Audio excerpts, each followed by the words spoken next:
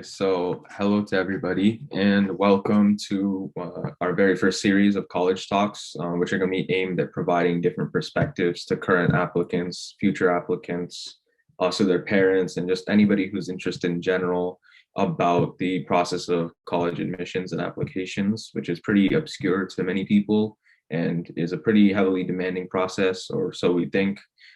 So yeah, just to give a little bit more insight into admissions and applications and the whole process in general, because there's a lot of people are very intimidated by it.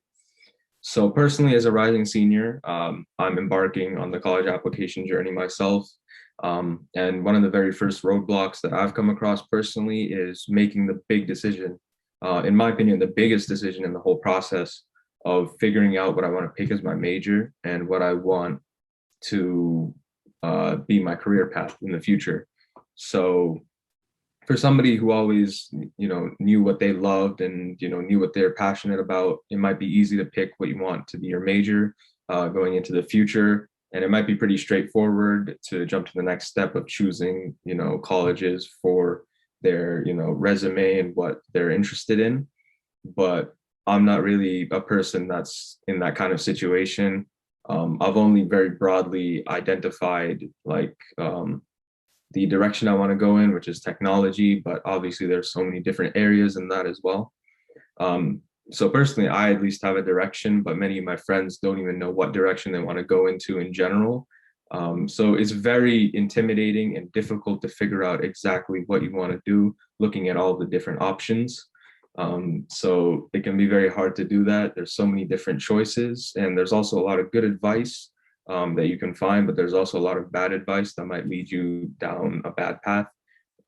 So there's a lot to consider in this process, and that's just from a junior's perspective, somebody who's gone through a lot of these things and who's had a little bit more time to think about stuff.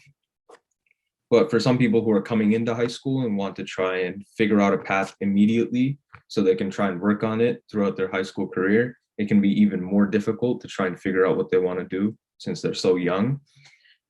So in terms of just like picking out their curriculum and all of those kinds of things. So I'm hoping that these talks and covering these topics with people who are a little bit more experienced on the subject will help people in that sort of scenario, and also people in my situation, and again, parents and people who are interested in general with just the whole process in general, and will help them ease up a little bit about it. So coming back to the topic, how to choose a major. Today we're going to be focusing on computer science, and we have two high school graduates as guests, and they're heading off to colleges this fall to pursue a computer science major.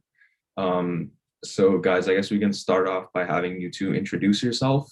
So your names, what high school you're from, and I guess the college you'll be attending this fall, and which program you're going to graduate in. So I guess we can start with Neha. Hi, I'm Neha Sunkara. I just graduated from Montreal School, and I'm going to Cornell University in the fall in the College of Engineering for Computer Science. Hi, I'm Rohit Kaushik. I just graduated in May from Blackstone Valley High School, and I'm attending Northeastern University in the fall. At Northeastern, I'm double majoring in computer science and business through the honors program, and I'm excited to share some insights and tips I've gleaned by going through the college application process last year. Okay, guys, thank you for that. So yeah, those are some pretty good colleges, especially for computer science. Well, they're not pretty good, they're really good. So I guess congratulations to you guys. I guess your hard work paid off.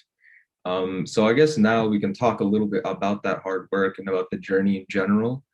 So I guess all of us in our smaller group are of Indian descent and have Indian parents. So obviously for most of us in general, I'm saying I don't know too much about the situation for you guys, but a lot of us are exposed to computer science and just IT in general because of our parents or family friends. Personally, that's what it was like for me. So maybe in general, we're kind of exposed to that kind of stuff a little bit earlier in life. But besides that, aside from that, what would you guys say was one of the first things that kind of piqued your interest in computer science? Was there something that you were involved in where it kind of clicked and you understood that this was something you wanted to do? Was there anything like that in your life where you kind of you were involved in something or you experienced something that kind of pushed you towards computer science. If you guys could talk a little bit about that.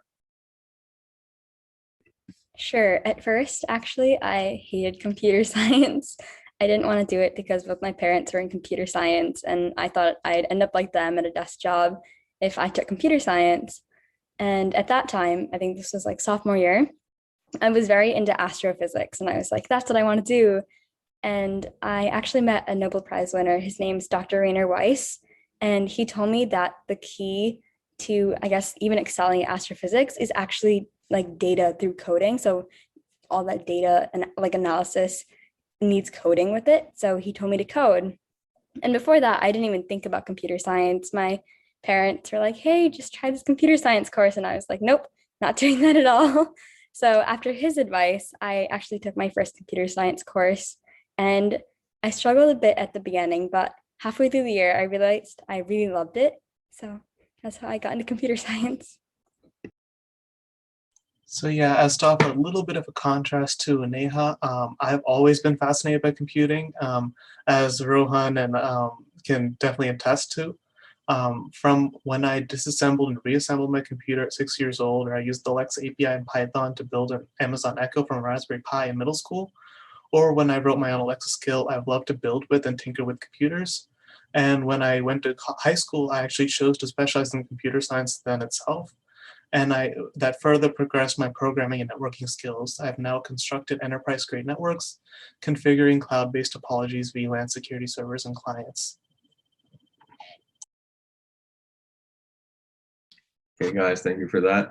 So here we have, I guess, two different journeys into computer science.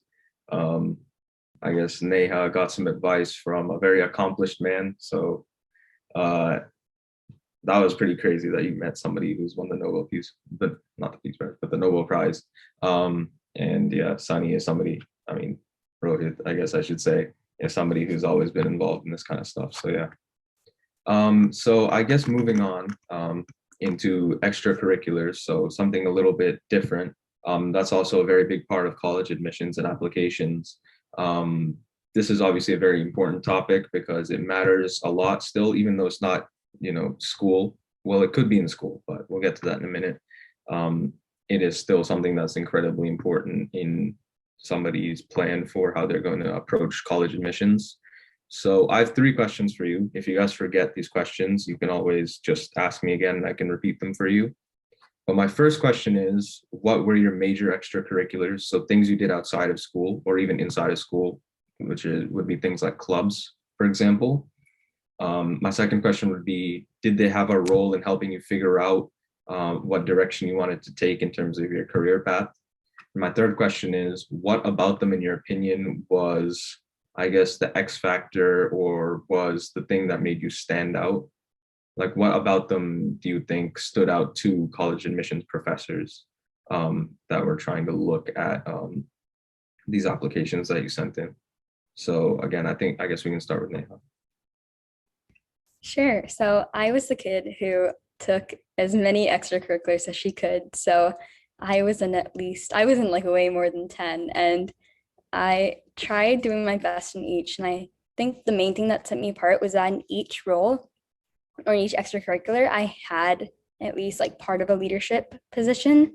And a lot of stuff I also did by myself. So I published a poetry book. I actually started a few STEM clubs at my school, and I was a leader in some others. So I think that really set my application apart. And I think the most important part was, at first, I was really scared that my extracurriculars were too varied and too diverse to even show that I had an interest in computer science. But I think they actually really added to my uniqueness, that I wasn't just a person who loved computer science, but I was also a person who had very varied interests. Yeah, and that's probably how they helped me in the admissions office. And then what was your last question again? So my last question is, I guess you kind of already covered this, but like, what about your extracurriculars do you think stood out to college admissions? Yeah, I guess I did cover that, but the leadership and the uniqueness. But yeah.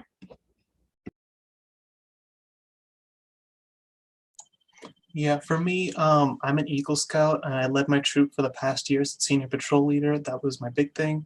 And my Eagle project was to build ice rescue ladders for my town pond. Among others, I was also president of my school's Model UN team, the National Honor Society, National Technical Honor Society. And while none of these particular activities were directly connected to either computer science or business, I think they nonetheless demonstrated commitment and passion to what I'm interested in.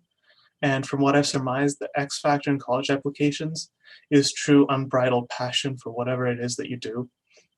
Admissions officers sees like hundreds, if not thousands, of applications over the whole cycle, and imparting that passion to them can help tip the scales in your favor. Because I think this is more of a qualitative than a quantitative process, and I think that's the mentality we all need to think about when we approach this, right? Because you're trying to play to somebody's emotions and thoughts and not their like rational. I got this SAT, I got this much GPA. And while that does get you somewhere, your extracurriculars can show that you're a well-rounded person. Like Neha said, she didn't necessarily go directly into computer science, and neither did I in our extracurriculars, but they did show that we're like well-rounded people. And I think that's really what they want to see. Yeah, so some great advice there. Yeah, make sure you're passionate about what you're doing and you're not just doing things to do them. It's very important that I guess you enjoy what you do and you're interested in it. Also, if you don't mind me asking, Neha, what were some of the STEM clubs that you, I guess, played a part in founding? Sure. So I was part of the math league and I also founded STEM XX chats at my school, so the school chapter, as well as I was in a robotics team outside of school. And I think that's kind of it. But yeah, those ones. Yeah, that's great. Okay, so moving on to, I guess, our next question, our next topic we want to cover here.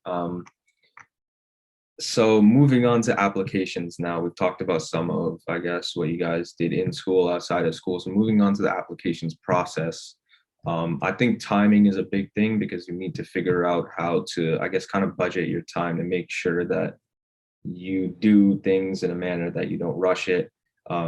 So in terms of that, that's something that personally I'm also trying to figure out since I've kind of entered that step.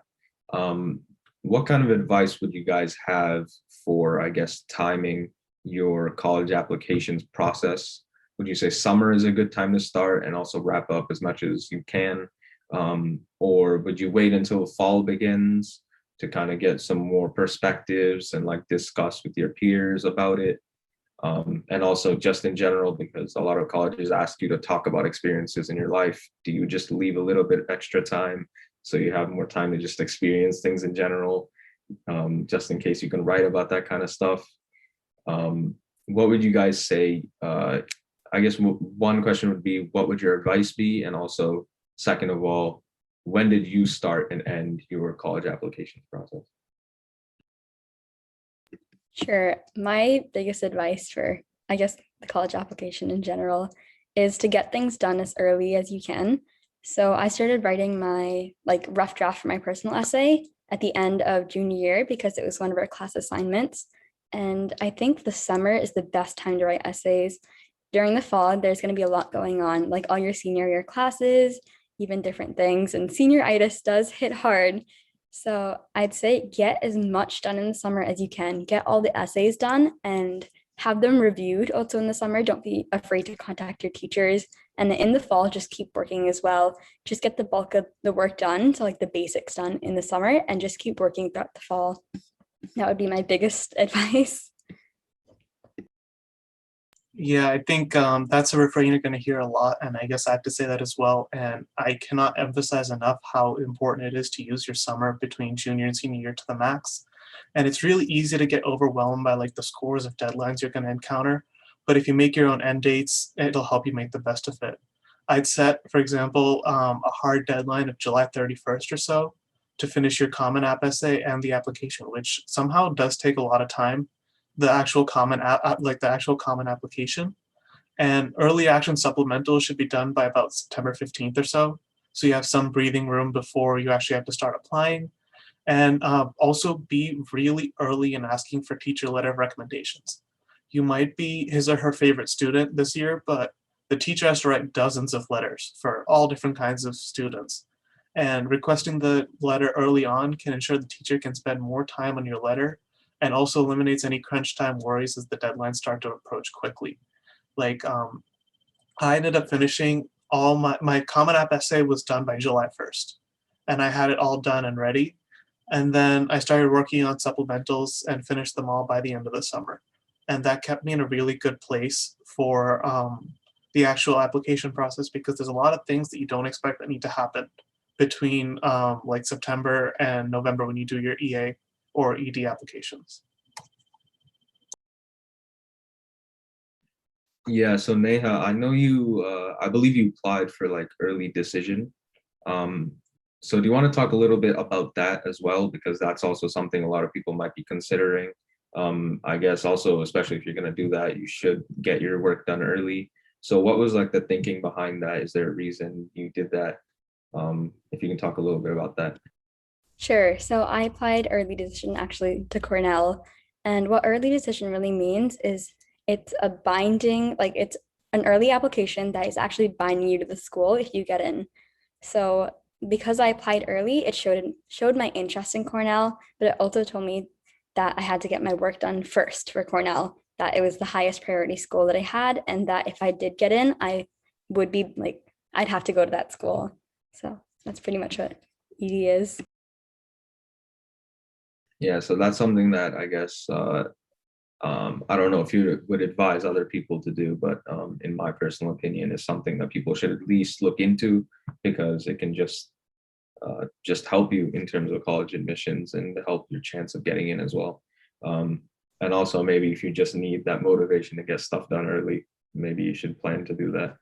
Yeah, I'd say if you're really sure about a school, I'd apply early decision because it really, really actually shows interest in that school, and it helps you just, have all your passion, get all your passion done, like into that school and have the application done.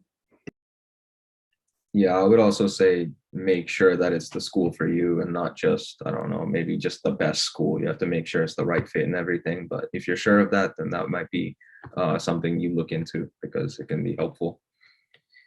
Okay, so I guess moving on to my final question here. It's a very broad question.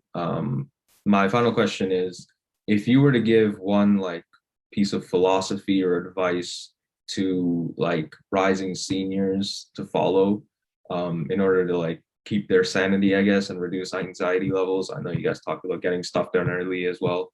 I guess that could be your answer if you wanted to. If you had to give one piece of advice or just way of thinking that might help them, what would it be? I'd say two things. I think the first thing is to spend as much time as you can with your friends, which does sound a little like, contra contradictory since, got to spend time on applications and spend time with friends. But really spending time with friends was the way I relaxed, and I didn't get to think about the college process when I was with them. So that was definitely like what like gave all my anxiety, like it completely took out all my anxiety. So hang out with friends. And the second one was, I think, picking the right schools. For me, I like did know where I wanted to go, but at the same time, I wasn't afraid of my safeties. Like I loved my safety, and I would be totally fine if I was going there right now too. So I'd say pick schools that you feel are right for you, not because they're competitive or something like that, but that you feel like you'd fit in, that you feel like you'd get academically challenged in a good way. And for safeties, like make sure you like them, because you never know what's going to happen, and you should like your safety just in case. So Yeah, this is definitely a tricky one. You definitely start feeling inundated with the sheer amount of things you need to do to apply very quickly.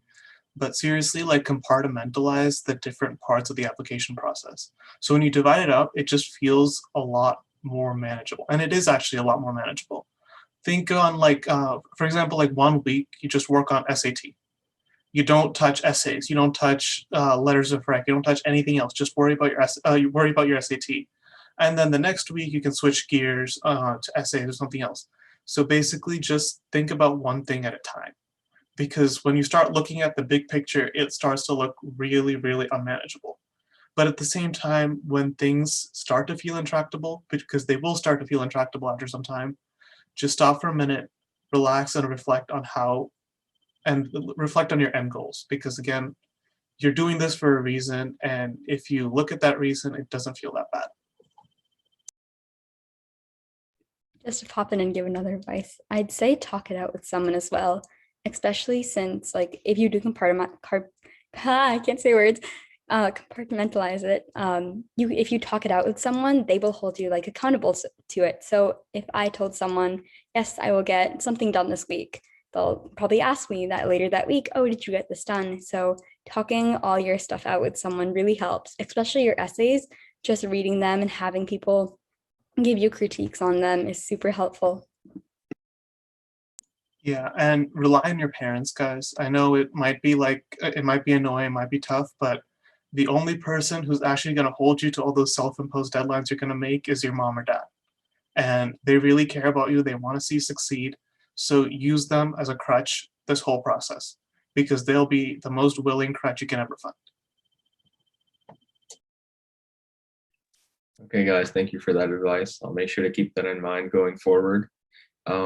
So I guess wrapping up, do you guys have anything else you want to add at the end? Something we may not have discussed? It's fine if you don't have anything, but just in case you guys want to add something else, I guess I'll just leave it open if you guys want to say anything. Yeah, I think we talked a lot about ED, EA, and RD, just so we get this clear, right? ED, she explained very well, that's early decision. You make a decision earlier in the process than you do normally.